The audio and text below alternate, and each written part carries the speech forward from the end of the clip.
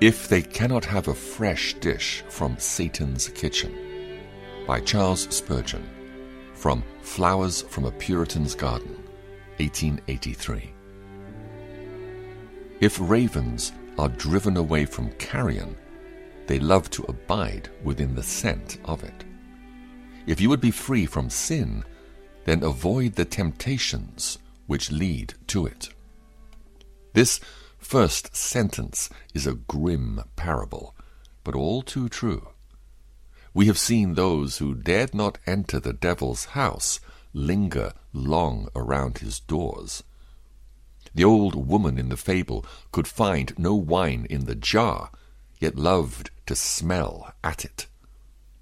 It is a clear proof of the love of human nature to evil that, when restrained from actual sin, men will rehearse their former exploits and dote on the lusts which they indulged years ago.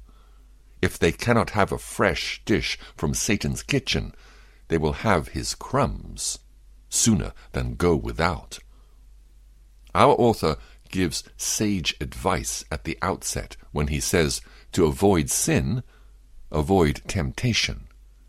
He who would not be wounded should keep out of battle.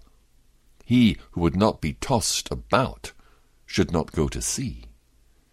He who would not be burned should keep away from the fire. If men will get into the train which runs to the terminus of iniquity, they must expect to be carried to their journey's end. If I stand in the way of sinners, I shall soon run with them. Oh, to possess a godly fear, which shall lead me rather to go 10 miles out of the way than pass by the place of temptation. It is well to keep out of the smell of sin, for the very odor of it is baneful. If we seek a temptation, we shall soon find it, and within it, like a kernel in a nut, we shall meet with sin.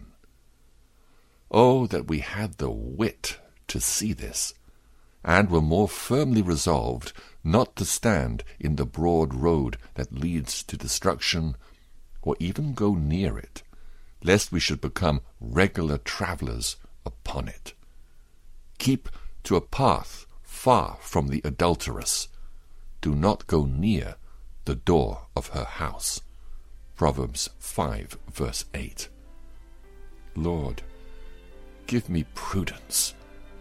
As I would not devour the carrion of sin, give me grace that the most distant scent of it shall at once sicken me, and cause me to keep my steps as far from it as possible.